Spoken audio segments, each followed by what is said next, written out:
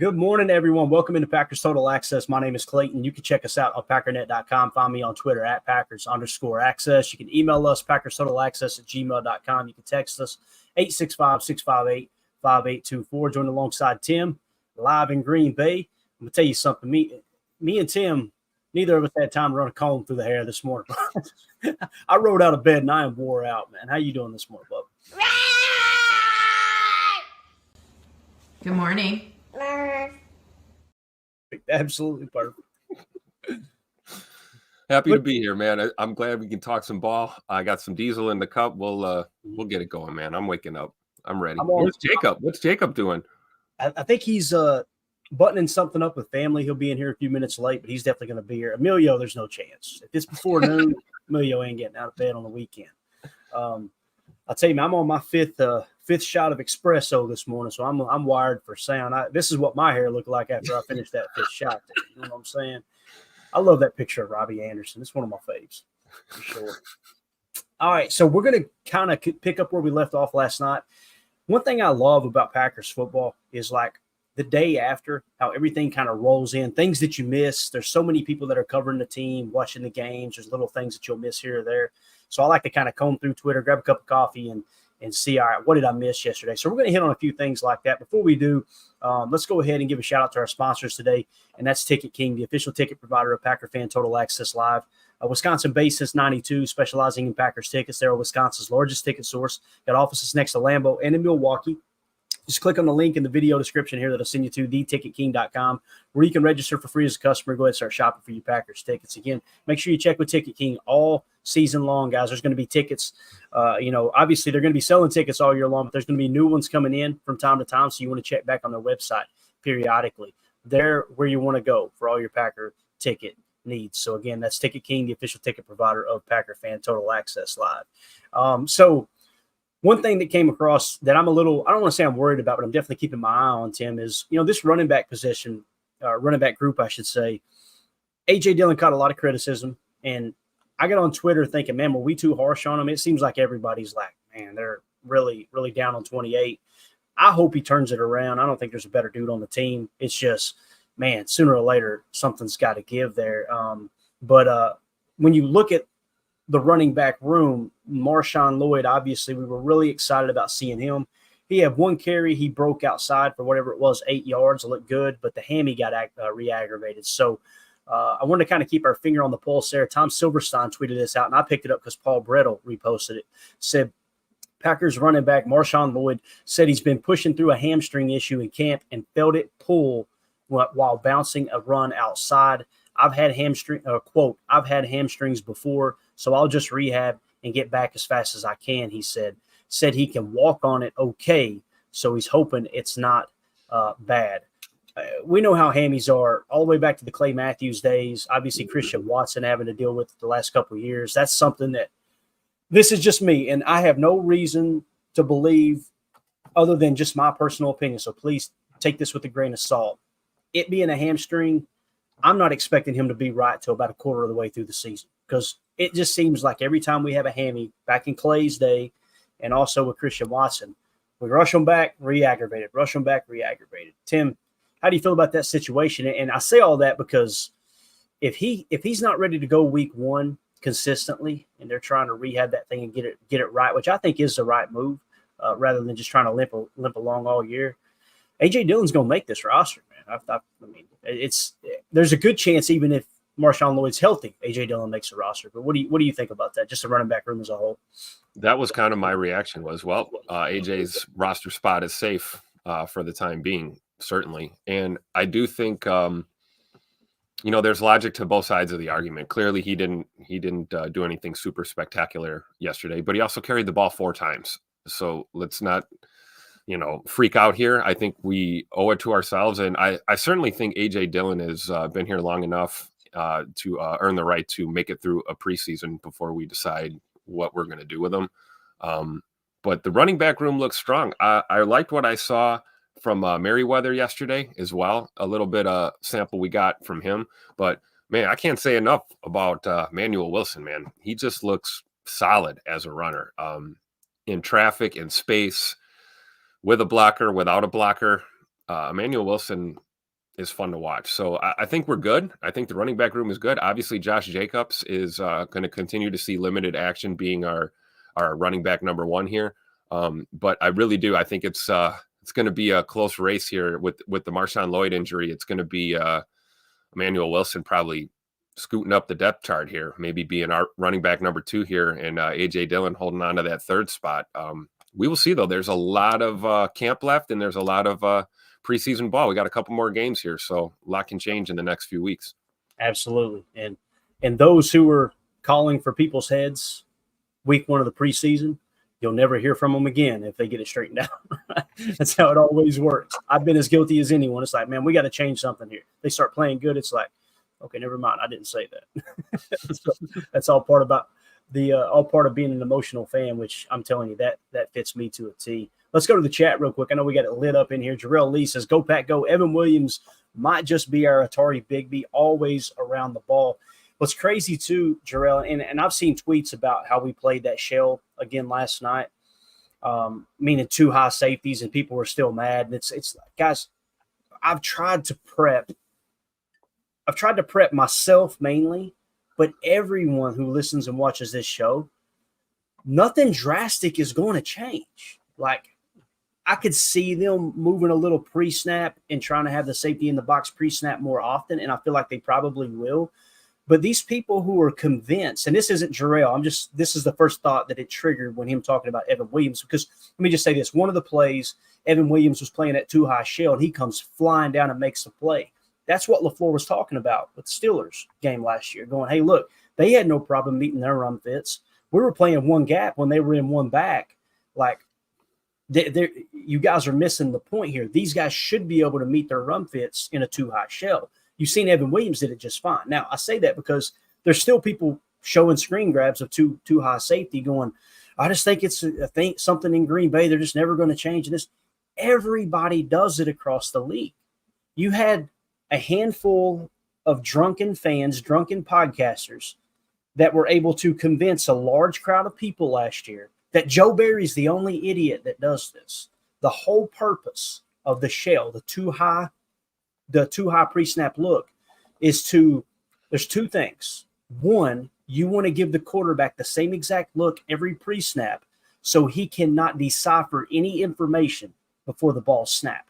Because the two biggest things about playing quarterback outside of accuracy is pre-snap read, post-snap adjustment.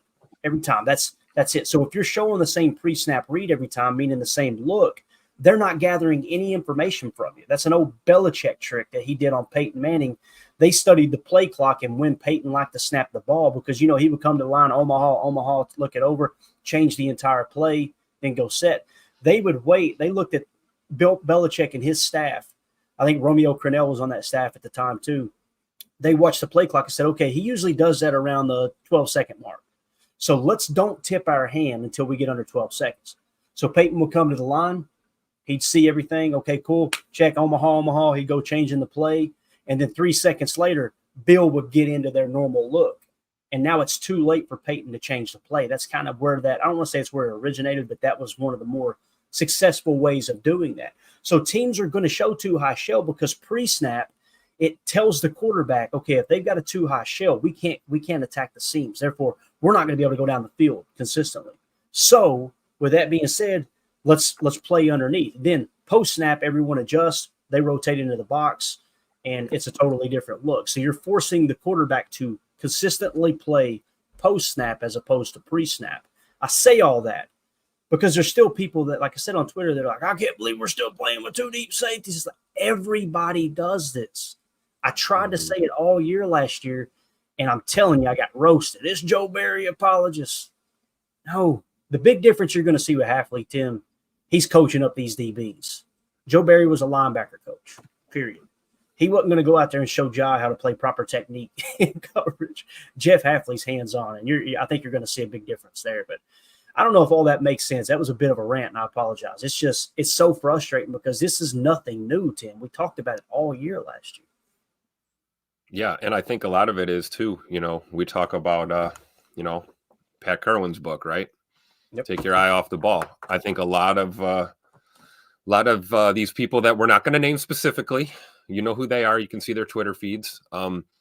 I think they're pre-snap. They are looking around and they're screaming at defensive alignment, and then the ball is snapped, and they're watching the ball, and they're not watching anything else going on the back end. They're not seeing, like you said, post-snap rotation, things like that. I think it'll take time to get used to this new defense, but I cannot believe that there are people already complaining. One preseason game. It just boggles my mind. And I thought our defense played really well yesterday. It was refreshing to see us get in there and stop the run on a few, more than a few plays. You can't tell me this defense hasn't improved already. I think some people just want to find something to complain about, honestly. And it's just sad because there's more to be excited and happy about than there is to complain about. If you want to complain about AJ Dillon, getting stopped at the line of scrimmage, okay, I understand that. That's fine. But when it comes to this defense, man, these guys are playing downhill. It's going to be exciting to see once we get into the regular season, man. So you'll hear no complaints about this Jeff Hafley defense. I love it. And you're right. Absolutely hands-on. We saw it at camp. We've seen it at camp. He will take the time, pull you to the side, and he will show you. He will, we say hands-on. He's literally putting his hands on his players and showing them where to go, how to play this technique. We saw the footage a couple of days ago of him working with Stokes and Jair on the foot placement coming off the snap, how to play these receivers when they try and jam you at the line. This is just great. And you're right. We didn't see that from Joe Barry, and this is not going to be a Joe Barry, bash fest or anything. It's just different coaching styles, different styles of coordinating a defense. And the whole reason we brought Jeff Hafley in here is because it was time for something new. And that's what we're seeing is something new. So give yourselves time out there, people, to digest this whole new defense that we have. And that's the end of my rant. So we both got a rant out of the way this morning, Clayton. It's just the whole purpose of us doing the show is for all of us to learn together. And I've said this, and I know people roll their eyes and go, oh, he's just trying to be. No, I'm dead serious. I've learned more from our listeners, more from the chat, more from Tim, Jacob, Emilio, everyone that we're kind of, hanging out. There he is. Hi, Jacob. Everyone that we're spending time with. I've learned more from you guys than I have anything else in the last decade of watching football. Like, that's the whole purpose of the show, is to kind of learn as we go. And the main thing you got to do is start to filter out some of that noise, because Tim kind of hit the nail on the head. When people tweet stuff like that, first of all, they're not tweeting to try to better you as a fan. They're not tweeting for them to learn as a fan. They're tweeting to get interaction. They're tweeting to get people commenting, people quote tweeting, all those things, right?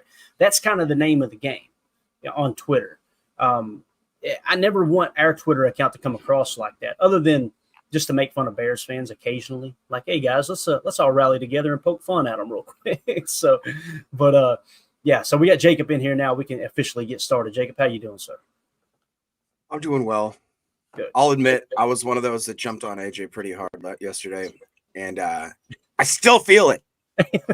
It hasn't left. You're not the only one, man. I think he's going to make the team just because of the injury situations and that stuff. But I'm sure we'll get into it here in a minute. But there's a lot of guys that help their chances, and unfortunately, I think that there are going to be a lot of injuries. So people talk about how preseason doesn't mean stuff. I saw a lot of great things on tape from a lot of people that I didn't expect.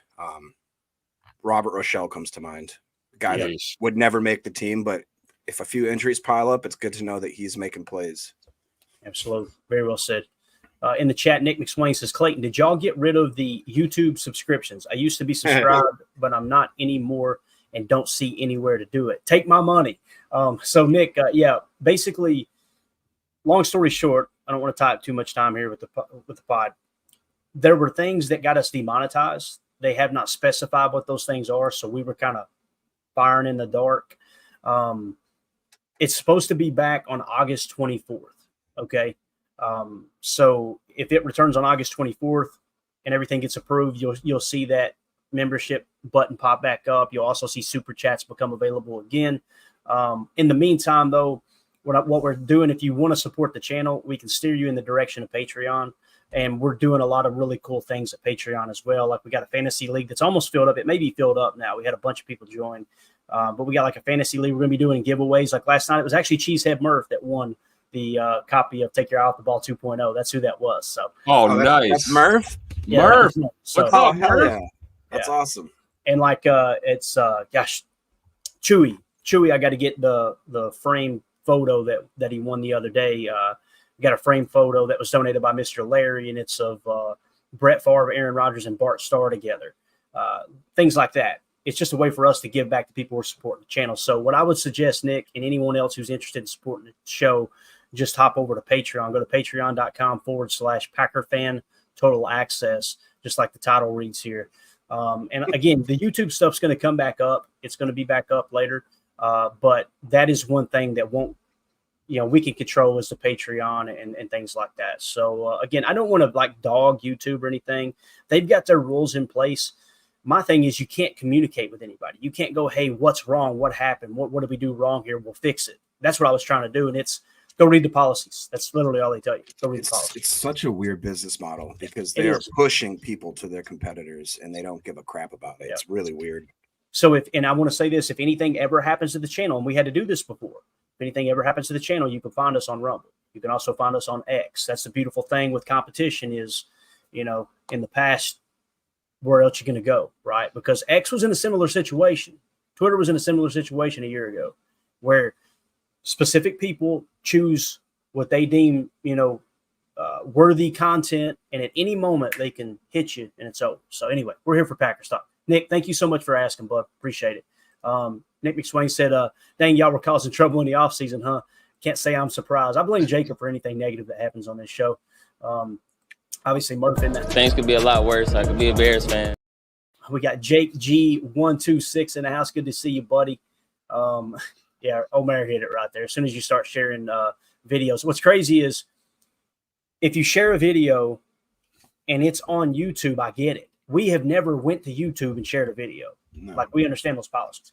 But if you share something else from another website and someone else has that same exact content on their YouTube channel, the AI can pick it up and trigger it as copyright.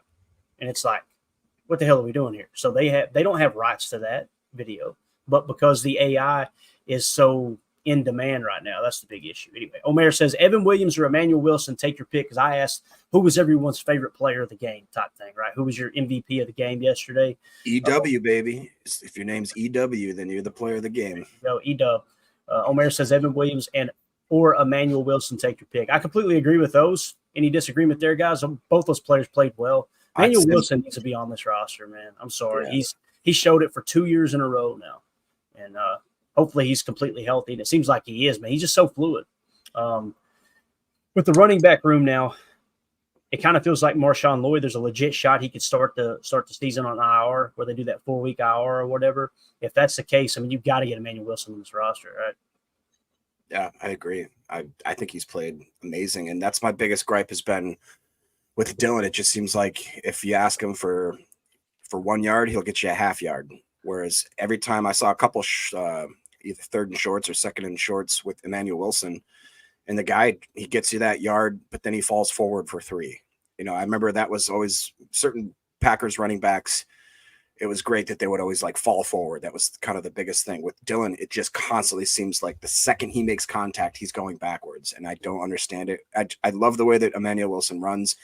I was listening to Ryan's podcast this morning and he said the same thing. He goes, man, how does he not make this team? Like, unless there's something really glaring in his game, like he's horrible at pass protection or he's not great in the passing game.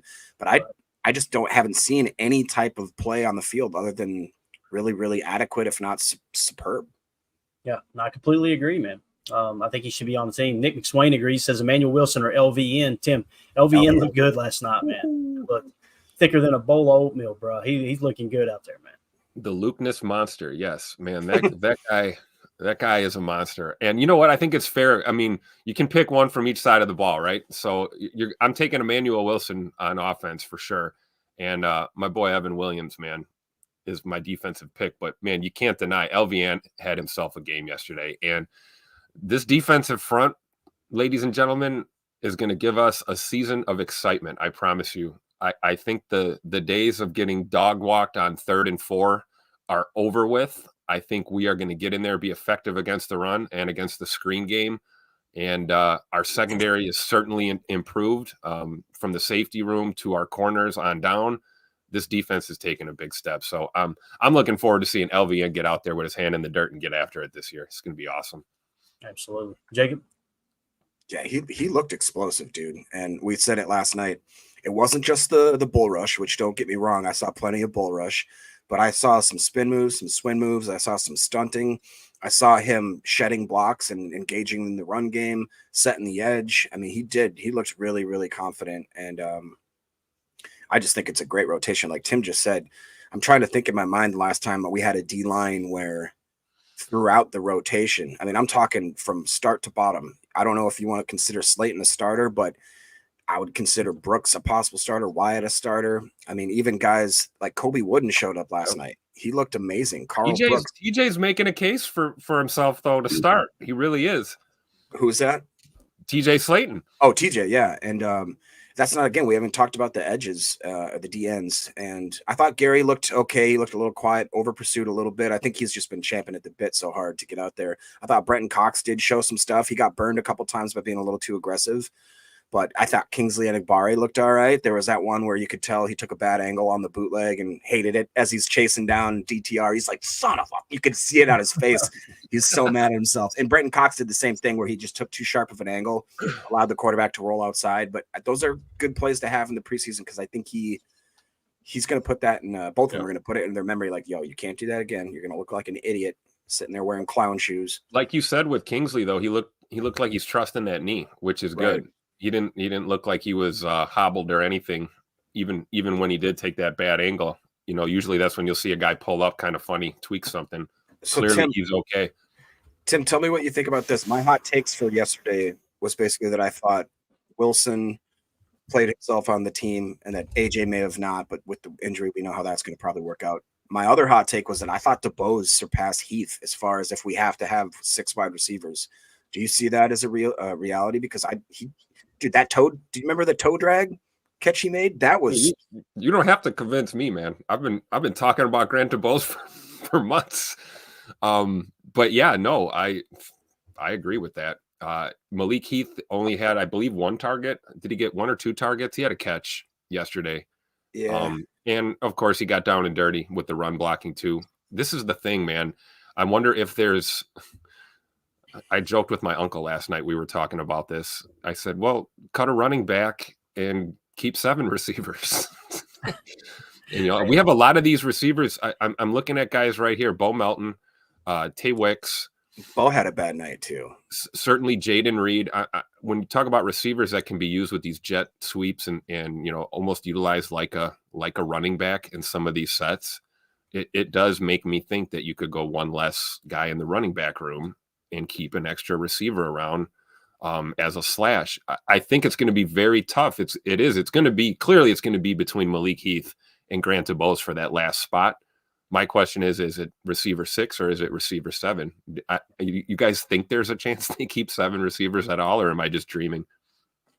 You know, it depends on how much LaFleur wants to run 11 personnel.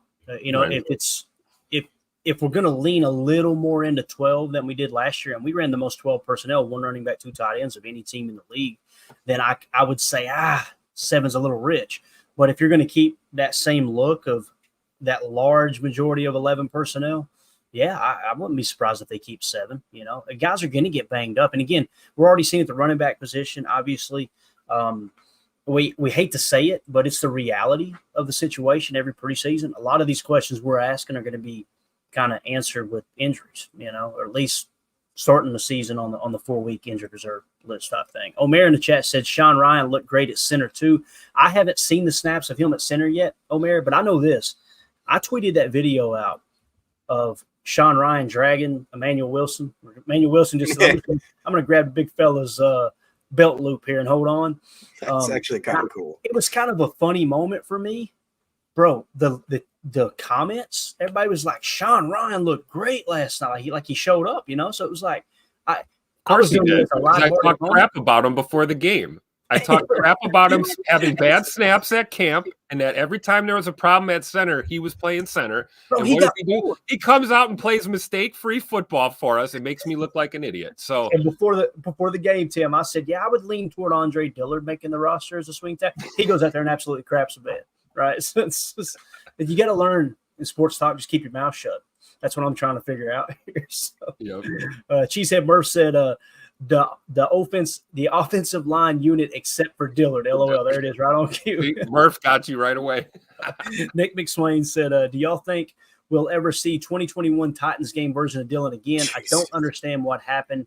He fell off so fast. A lot of it has to do with scheme. Listen, I'm going to say this about A.J. Dillon again. He has not played good. Last year he did not play good. Personally, that's just my opinion. Last night he did not play good. Very small sample size. But if you go and watch the tape, there wasn't an obvious lane to run in. The play got blew up. All three of those running plays in a row, there were guys in the backfield on him. My only problem is you're a big boy.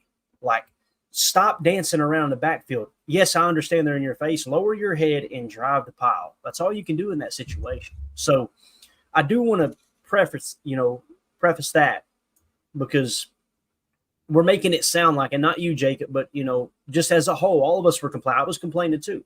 We're making it sound like there's a hole right there, hit it. There wasn't one.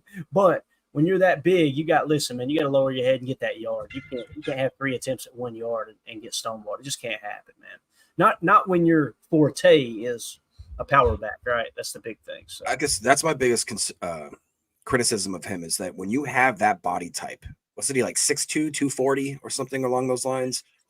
An absolute bruiser of a human. I've just never, it's like he doesn't understand how big he is and how to take the certain angles with the certain inertia. Because, I've played against kids that were tinier than me that just for whatever reason, they knew how to lower that shoulder and the pop, the contact. It was like they would take the wind out of me. And it's like certain players, I look at hockey players that are just can throw a cross check like you've never seen in your life. Certain people just know how to inertia to just absolutely use to make yourself into a human meat missile, the lack of a better term. And again, it kind of epitomized his career when I saw it. Dillon did have like 1 or 2 steps. He had a little bit of a leading head start to make contact with the linebacker. The linebacker fell to his knees, made contact while he was on his knees, was able to stand up and drive A.J. Dillon back. That should never happen. Never happen. Well, we all know AJ plays his best football when the snow flies and it's cold. So that's true. It's still summertime. Let's give him a little bit of time here. But I don't know. I think he's safe. I'll be honest with you. Right now, I think he's safe. I think he's on this roster. Especially with that hammy, yeah. Yeah, I do. So we'll see how the next few weeks play out. Cheesehead Murph said, if one player I liked, it was Dubose. Dubose balled out, man. That catch along the sideline, and there were catches in like third down situations. So he almost felt like the Dobbs of the second team last night, right? So strong, man. He plays big boy football, man. He's a physical receiver. He's really improved his route running. I think that's where he's really taken a step in the offseason, is working on the route crispiness of the route running.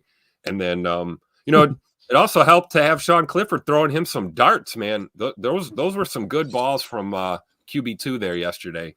And it was fun to get to see Grant DuBose showcase everything he's worked so hard for the last really 2 years to get out here on the field. I didn't realize he's 6'2", 200. He's a big boy. Yeah. Yes, sir. Man, he is thick. He is, Coach. The other thing too, Tim, you were talking about whether we keep 7 receivers or not. When you talk about DuBose, the way DuBose has looked, I don't want to sit here and pretend like I'm saying DuBose is a dog the entire time. I haven't been saying that. Based off what happened last year with him being banged up and all that, and then camp, you're hearing the noise coming out of camp like, hey, DuBose is looking good. DuBose is looking good. So you got to take that and couple it with the game we seen yesterday. But if you're going to keep 7 receivers here, right, which I think is reasonable, like you were saying, what's wild to think about is Heath and DuBose, the number 6 and number 7, whichever one you put in the 6th spot, you can flip those however you want to do it. Those guys are probably the 3rd best receiver on a lot of teams in the league. That's crazy to think about. I mean, am I off base there? Or do you guys think that's the? I mean, it feels like they could probably be the number 3 receiver on most. Jacob brought that up last night on the pod. That was a great point. Didn't you say that, Jacob? You mentioned that, like, these guys, if they go to the practice squad, either one of them, there's a chance, they get snatched up by another team, and they're 3 or 4 on the depth chart kind of thing, playing meaningful football. Especially too, because these guys, when most people think of, is a receiver talented, they're obviously going to think about, can he catch well? Does he have the stats, all that? But when you're building the bottom half of your roster, especially, I think that both Malik Heath and DeBose are guys that, one, you could use them on special teams, but most importantly, two, they're well-rounded team guys, because we know Malik Heath can block. He can block. What we didn't notice is that Grant DeBose, if you rewind it back to tape, that Emmanuel Wilson run where he's trudging through in the middle, guess who's the lead blocker in the middle of that, pushing around a safety and a linebacker to get him. I was just going to say, DeBose blocked 2 guys. Yeah. Yeah. So, I mean, that literally, when I saw that, I wrote it in my notes. I went, holy crap. I went, Grant DeBose lead blocking. That's kind of like, I got so jacked on the swing out play where Pratt ended up swinging around and lead blocking, and he's throwing a 250-pound guy. He exploded that play for another 10 yards just from his lead block. It was great, man. I love it. Yeah, definitely. Prince in the chat says, good morning, Posse. I thought Christian Welch looked pretty good at linebacker. There you go. I mean, I didn't see any, like, there was one play specifically that the box score, when I was reading the play-by-play, just going back through and comparing it to my notes, they had him as giving up a first down. And then I went back and watched the play, and he actually had a mid-hook zone that was opposite the side of the window that the ball was thrown. I'm like, that wasn't on him. That was the only negative mark I really seen, just comparing the play-by-play to my notes. And I'm like, I didn't have that. Let me go back and watch the tape. And I went back and watched it. I went, no, that wasn't on him. He played pretty sound, it seemed like. Did you notice, too? I was really surprised after they brought out the ones, Raylan Goforth was in at the mic for it was only for like maybe 2 series or so, but he was before Christian Welch, which I thought that was kind of surprising, because Raylan Goforth was on the absolute bubble to even be on this like 90-man team or whatever. So I thought that was a little bit intriguing. Yeah, I didn't pay attention to Goforth much. I'm trying to fix this fan. I apologize. I didn't pay attention to Goforth much. I need to go back and see it. But you think he's a legit shot for maybe the practice squad, something like that, maybe? Well, it just was surprising to me that they slipped him in there. I don't know if you'd even call him second team, but he took reps right after the ones left, and then they put in Christian Welch out there too, right? Yeah, they were kind of mixing and matching there. Right. Got it. Yeah, Christian Welch looked good though, guys. He's on my notes. I got a star next to his name. He's bigger than I thought he was too. He looks very thick. And one of those guys, just every damn play, it seemed like he was involved. He's either making contact or he's we saw here. One thing I'm really impressed with this defense is we saw a lot of rallying to the ball carrier. We didn't see a lot of guys, even if they were isolated one-on-one in the flat or something, all of a sudden you saw 2 or 3 green jerseys, and these guys are just gang tackling, the ball carrier. And that's where I saw Welch on a lot of these plays. He was either initial contact or he was follow-up contact finishing these plays. And, we have depth now in that linebacker room. I wish we could have seen Edrin Cooper yesterday, Tyron Hopper, those guys, but the depth in the linebacker room is starting to show, and I'm here for it. Yeah, definitely. Jarrell Lee says, Evan the Man Williams was my MVP. He literally and I went back and watched. I've got a play I was going to show a couple of plays here, and we got to be careful what we do here, even though I'm showing it on Twitter. The reason I'm doing it on Twitter is no one can say, hey, look, somebody on YouTube posted that, because I've actually got it on my Twitter account. You know what I mean? So we're trying to go that route to play it safe, because we are allowed to share NFL footage, right? That's been from day one. We've been allowed to do that. But when we do Chalk Talks this year, though, we are definitely doing them on Rumble. So just be prepared for that. Rumble and X, that'll be exclusive to those. The big thing that stood out to me was Javon Bullard looked good when he was in there early. Yeah. And also Devontae White. And that's one of the things I want to show here in a second if we have time. I just want to make sure we're getting everybody's comments up here. But, yeah, Evan Williams looked great. Chris N says Dillard didn't crap the bed. I kind of felt like he did, Chris, but maybe you're seeing something I didn't. There was one play in particular. I think he got called for a penalty, if I remember right. Maybe a false start or something. But for someone to have been in the league as long as he has now and to be such a high pick, I'm not expecting him to live up to that first-round talent. I'm not expecting that at all. But I am expecting him to be an above-average starter. You know what I'm saying? And it just doesn't even feel like he's at that level based off what we've heard in camp and how they took him from literally the starting tackle filling in for Tom too. Now it sounds like he might have one or two guys ahead of him. I don't know, man. But, yeah. Prince in the chat says Lloyd might be our first hour candidate. That's what it feels like, Prince. I think there's a decent chance. I hope it's not the case, but at the same time, I don't want that stuff lingering all year long, dude. Put him on the hour. Let him get that hammy right early. Cheesehead Murph, back to the shell coverage, says 2 shell is what teams run a lot against Aaron Rodgers. So true, Murph. That's and Aaron always talked about it. He's like, you got to run them out of that shell. You got to pound the rock if you want to get them out of that shell coverage, right? And that's the thing that Joe Barry's defense would do is they force people to stick with the run, stick with the run, stick with the run. Then they would run out of time, and that's how you end. That's where you make your hay is in the red zone. You end up with a top 10, top 15 red zone defense, and then by the end of the year, you look at the scoring defense and you're borderline top 10 in scoring defense, which is what they were last year. So that's the whole purpose of it for sure. Omer says, don't think anyone's missing Savage now. I don't mean to dog the dude now that he's gone, but it's so true, man. You see the difference.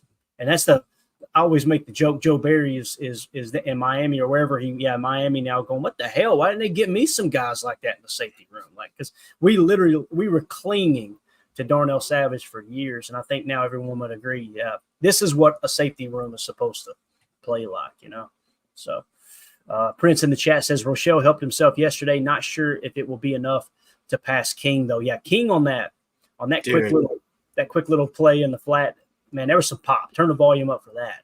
And that's exactly what he did well at Penn State. Wasn't that one too? He lost his helmet. Both him and Evan Williams hit somebody so hard that their helmet ripped off, and they kept playing, dude. I love it. And of course, the Cleveland announcers, Chris, the Packers need to work on their equipment. My God, they're losing everything. It's like, yeah, forget the idiot. Do you remember they also said Chris Rose got his start on the Best Damn Sports Show, period. Love that show. But then Chris has just bounced around everywhere. And I don't want to slander the man's name, but it's like, bro, you're quirky, for lack of a better way of putting it, smart ass style, not popular. I hate to break it to you. Newsflash, breaking news. People don't want to hear that. But anyway, go ahead, Jay. What were you gonna say, Bo? No, that same kind of snarky, fun-loving guy. Even at some point during the game, he's like, the Packers need to change their pad colors from yellow to green because a piece of it came off, and they were idiots enough to be like, oh, there's a flag. Oh, never mind. It's a piece of the right. Yeah, Packers riveting content. Dynamite drop in, Monty. Astute observation. Bold strategy. Let's see how it works out for him, Cotton. Yeah, and that's the type of stuff you talk about when you're going in the third quarter and it's 23-3.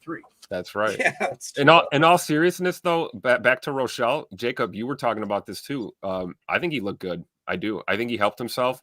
It's going to be tough, like Prince is saying, to pass Kalen King because Kalen King looks like another draft steal for us. But Robert Rochelle, man, I think special teams, there may be a spot for him. I know we got this new kickoff situation, but I mean, hey, punting is still the same. Okay, you still need guys to fly down the field on punts and get after it. But Robert Rochelle looked like he took some steps in the right direction, and honestly, he's got a little pop too to his game. He's fun to watch out there. I like him as depth on this team, and we'll see. There is a chance. You never know. Yeah, there's always a chance. So you're telling me there's a chance? Nick McSwain in the chat says Michael Pratt blocking might have been my favorite part of that game. LOL. Michael Pratt to me looked good, and I woke up and I'm like, all right, was I being a fanboy? I went back and watched the tape again. What I watched was the condensed version of the TV copy once again, just to kind of get a refresher this morning. And Dusty Evely on Twitter tweeted out too that man, Pratt looks a lot better than Sean Clifford. That's how I'm seeing it right now too, but it's early.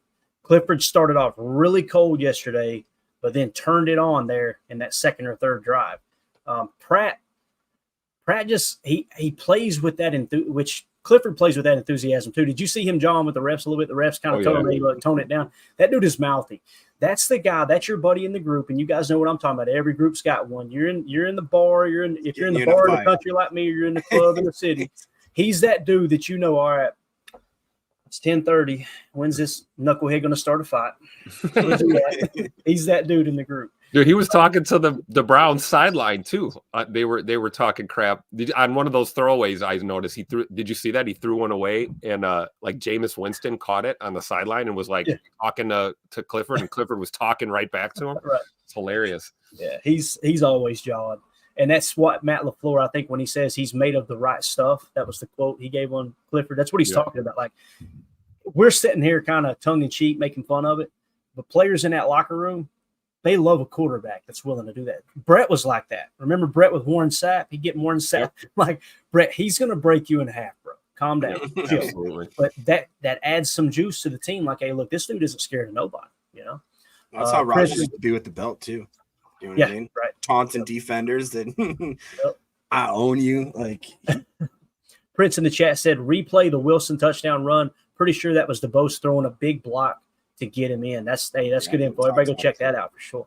That's Here's the guy. Yeah, DeBose definitely flashed. Let's do this. Let's go to the PTA posse over on Patreon. This is our Patreon group. I want to get you guys and gals more involved since you're supporting the show like you are. I really appreciate you. I asked the question this morning in there. Who was everyone's favorite player or everyone's player of the game yesterday? Trevor Anderson, Jeff Hafley. Love it. and he didn't show too much. I was going to show some fronts. We'll probably do it on the show tonight because I've got some screen grabs. I want to show you the different fronts on the opening drive that we kind of put into focus a little bit. But yeah, Trevor Anderson says Jeff Hafley. Then he went on to say, seriously, I still need to watch the replay, but the biggest takeaway for me was the new scheme, even though the Browns played no starters. I'm glad that you put that in there too, Trevor. It's important, right, to mention that. Sandy Lane Packer, or AKA Fractal of God on YouTube, said Evan Williams and DeBose for me and LVN. Agree with all three. If you had to pick a trio of players that played well yesterday, that's it, right, Jacob? That's got to be the trio there. Yeah, definitely. I would maybe add in that if you had to pick the three, I'd say add in Emmanuel Wilson as well, but that'd be definitely probably the three. If I had to put four, that'd be my Mount Rushmore. It'll be the most spectacular Mount Rushmore ever. Don't get me started on that Mount Rushmore. My God, the most recent political comments. Don't even. Who belongs on the Mount Rushmore? No, like, it'd be hilarious though. It would if you put him up there. He would be turned around. Right back just the pressure. Anyway, all right. Back on topic. You guys quit getting political in here, okay? Jason in the chat said, that's tough. Offense, my boy Wilson. Defense, I'm still big on EW, talking about Evan Williams. But for this game, Van Ness takes it, mostly because he was consistent, and it's the first I've really seen him perform to standard we expect. And by that standard, I'm sure what Jason's talking about is a first-round pick, 13th pick overall, right? That dude, I'm telling you, he looks like he's going to be a menace this year. I think the thing I like about LVN the most is that we all know he's Hercules, right? He's big, strong, tough. He'll run right through or over a guy, but he also has this technical side to the way he approaches, his pass rush and, working in the run fit, containing the edge, these things. He's got good hands. He's got good footwork. And that's what makes him so deadly, right? Because I can go around you or I'll just go right through you and we saw one man, he took that left tackle right back into the box, basically into the pocket, blew up the play. Menace is a great word to describe him. Disruptive. He's a disruptive player on that D line. And when you couple that with guys like Preston Smith and Rashawn Gary, who, I mean, we don't need to talk about what those guys bring to the table. LVN is just the perfect complement in that group, man. So we've got LVN's a get off the bus guy too, Jake. Yes, like that, you want him walking off the bus first, don't you? Yep. Yeah, I was just gonna say he's the Luke Ness monster. He could also be called the Van Ness. Wait, the Luke Ness monster, or the Van Ness. What did he call him? The Van Ness menace. The Van Ness menace. Let's do that. Okay, I like it. Tweak it a little bit. Call him what you want. I call him a Pro Bowler this year. Let's go. And the only thing that's going to keep him, I think, from playing at that level, two things: playing time and injuries. I think he's going to force them to play him, man. Oh, I really am. And he takes such good care of his body and his training regimen. I don't think injuries are going to be a concern for him. He just looks like he's – but, some guys, they're so muscular, it's like they're going to tear a muscle. This dude looks like he's just, like I said, thicker than a bowl of oatmeal. This dude, I think he grew up in the sticks, grew up in the country. I know he's a hockey player, so he's used to kind of taking that beating too. Could you imagine him on the ice, boys? Could you imagine him on the ice? Oh my God. Do you remember? You know who he reminds me of? Who's that? I get definite Jared Allen vibes from him. I could see that. Yeah. Oh yeah. Yeah. The way he's kind of, yeah. Just very like Now guy, we're going to do a Photoshop of a mullet on Van Ness. Huh? yeah, absolutely. Throw that Iowa waterfall on that cat. You know what I mean? Sandy Lane Packer said Wilson had a good game. And then Jason went on to say, I'm not an X's and O's guys yet. Hey, I love that. I love the yet there, but all you got to do is just repetition. If a knucklehead like me can figure it out to a small percent, you guys can smoke me. I'm just telling you. He says, so I can't speak to the defensive scheme, but you can see the change in mindset and attitude. It's refreshing. The D-line was getting after it play after play. I mean, we actually have a run defense, like Tim said, right? And the big thing that you'll notice too, now with every scheme change, there's a positive and there's a negative. The negative of this is you're going to run yourself out of plays. It's going to happen. Just be patient with that, because the object is you're going to get a lot of tackles for loss, which we seen yesterday, right? You've seen several. And like Jacob and Tim both said yesterday, it's like every time they ran the ball, we had bodies around them constantly, right? But you're also going to give up big plays. Like you've seen Brenton Cox Jr. kind of run himself out of the play once or twice. You've seen Devontae Wyatt do it a couple of times. That's going to happen. That's just a part of it. What you're doing is you're playing the run on the way to the quarterback, essentially. Yep. So that just goes with the territory. So the goal is, like Brett used to say back in the day, man, I throw a lot of interceptions, but I throw a lot of touchdowns. As long as I throw more touchdowns than interceptions, they'll probably let me keep playing. That's what he used to say.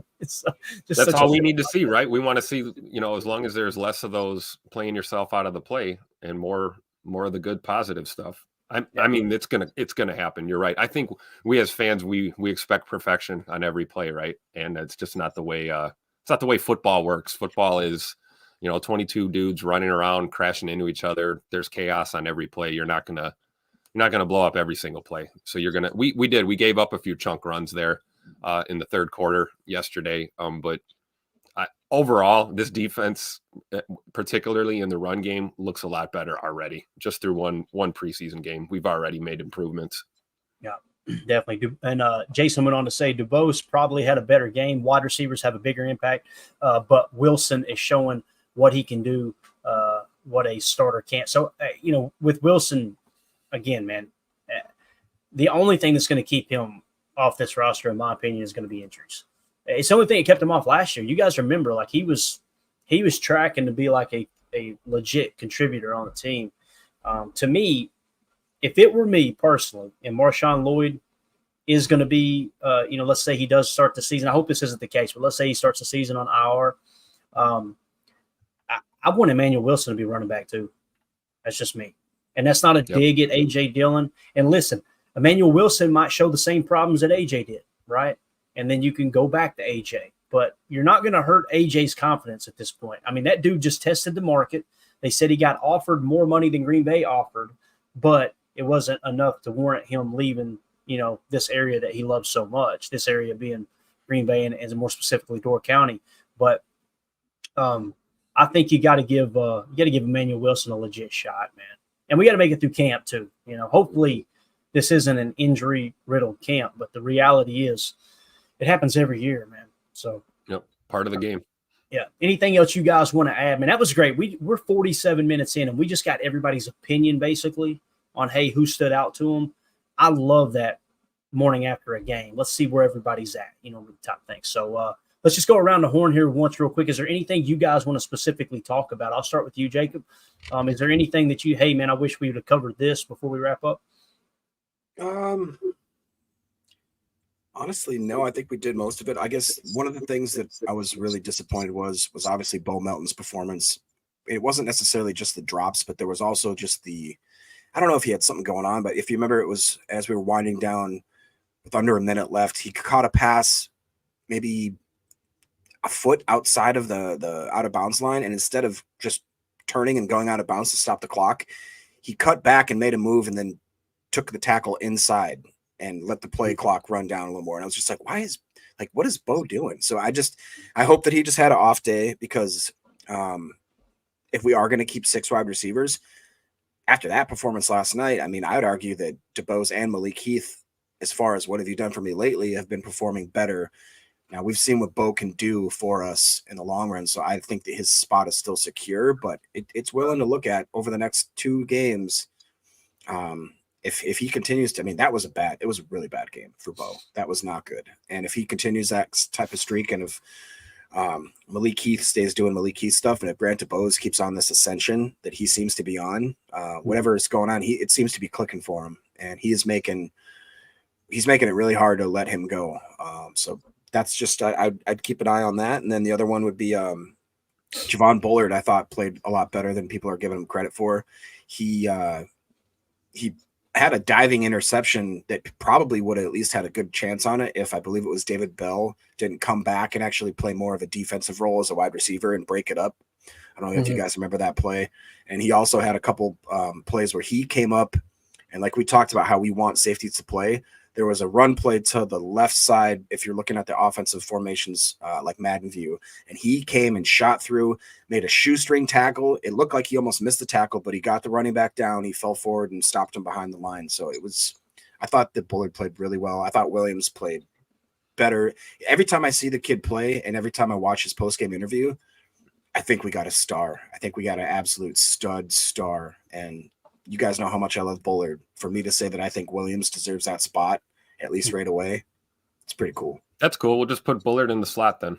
And they did that. That's the other thing. They put Bullard in the slot at least I saw 5 snaps at least. I'll take that, right? You got X back there. We got Bullard in the slot. You got Williams at the other safety. I'm all for it. And also, did y'all see how long they left Nixon in the game on defense and how many times he got burned? Yes, I'm telling you, man. We talked about it all year last year. And I like Keyshawn. He's obviously a great kick returner. If he didn't have his kick return ability, the Packers are not giving him that contract. I'm sorry, there's not. So if you try to remove the kick return ability and say, okay, what would you pay him to play corner? The number I come up with $2.5 million tops, right? And it's mainly because of the experience. Maybe he'll turn it on, but for me, man, Bullard in the slot, Evan Williams playing alongside X, that needs to be your nickel 4-2-5. Bullard's got the speed. He's got the cover ability. In 2022, he played slot for Georgia. 2023, he moved to safety. You talk about somebody who can set in the edge. He plays leverage. He plays the proper half of the player. What I mean by that is tackling machine. He is a tackling machine. Sticky tackler, man. That dude, I mean, and it's like Velcro when he latches on. You seen it last night. He made one tackle. I think his helmet came off on that play. But he just, when he gets a hold of it, he's like the honey badger, man. He ain't going to let go. You know what I'm saying? The honey badger don't give a ish. You guys know what I'm talking about. So honey badger don't care. That's the best video.